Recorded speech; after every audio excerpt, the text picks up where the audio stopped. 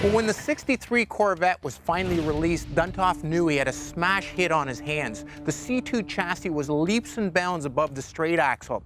It was a chassis that would endure for over 20 years, a matter of fact. It was that good. Obviously, it had independent rear suspension.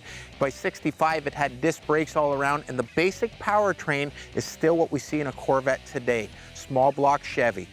Well, the other thing about these cars is the fact that in 1963, you were able to get a fastback or a coupe and a convertible. All the other years, you could only get a Roadster. And it was the only year you could get the split window. In '63, roughly 21,000 cars were sold and divided half and half. Well, this '63 Roadster is special not because it's the first year, not because it's a Roadster. It's special because of its condition. But before we get into that, let's take it for a spin and see how it drives. Now here's the thing with a great Survivor. Should you drive it on a set of original tires? I mean, F78s. Normally in a car like this, a 340 horse, I'd want to do a nice big burnout. But with these original tires, I mean, think about it. These tires are 40 years old that I'm driving on. Maybe I don't want to do a burnout. Anyway, the C2s had a great suspension package. I mean, let's face it, right up until '82, that's what these cars ran on. '63, we still had drum brakes all the way around. The 340 horse, nice snappy little motor. You know, the aluminum intake, the Carter 4-barrel on it, solid lifters, made lots of power, lots of low-end torque, just a great motor to drive around in. One of my all-time favorite motors if you're just gonna go cruising.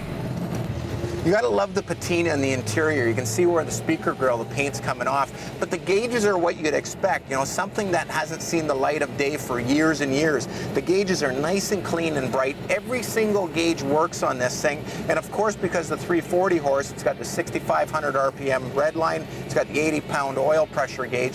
Even the clock keeps accurate time. Radio? All right, so it's not crystal clear, but everything works on the car. The nice thing about these original cars is no matter how you restore them, you can just never get them to drive exactly the way they did if they haven't been taken apart. Case in point here. Everything is tight. There's no rattles, there's no shakes. It's just a great driving car. It's just one of those cars that nobody's ever played with. And car guys, when I tell them that understand old cars and have had great original ones, they get it right away. The amazing thing about this car is I feel comfortable like I could take this car cross country. In 1963, Dick Crate Chevrolet sold this car. Not a big deal. Nice little Roadster, 340 horse, not a whole ton of options. Silver, blue, black interior car, set of hubcaps. Nothing special. Well, the owner shortly after that moves to New Hampshire. Again, not a big deal. It's got 38,000 miles on the odometer. By the time 1974 hits, the fella dies. Car gets parked in the barn. Well, 30 years later, Harry Snow, a Corvette connoisseur and a guy that loves original cars, catches wind of this car supposedly in the barn. He gets hold of the widow, makes his way out to the barn, finds the car up on jack stands, wheels and hubcaps removed, and other than that, the car in the exact same condition as when it was put there 30 years earlier. He finally cuts a deal with the widow, brings the car back home, spends 400 hours cleaning. I don't mean a spray bomb, I mean soap and water cleaning the car. He then takes the car to a national NCRS event and wins a 4-star bow tie out of the box. He didn't take it 2 or 3 times, he took it once, won a 4-star bow tie. This car is 100% original paint, 100% original interior, original drivetrain front to back, I mean belts, hoses, everything, the way the car left the factory in 1963. Let me show you a couple highlights to one of the bodies on these cars that hasn't been tampered with. Every seam on this car where the fiberglass was bonded together has shrunk.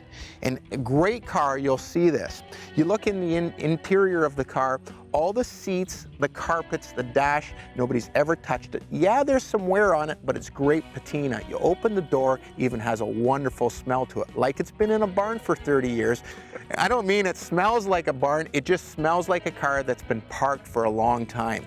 The great thing about these original cars is you can't duplicate it, and they're a great tool for restorers like us to look at and say, this is how the car cars were done. You can see the tape still on the body mounts. You can see all the oil change decals as well stuck to under the hood. In the door jambs, you can see the yellow glue when they put the weather strips on. They were pretty sloppy at the time.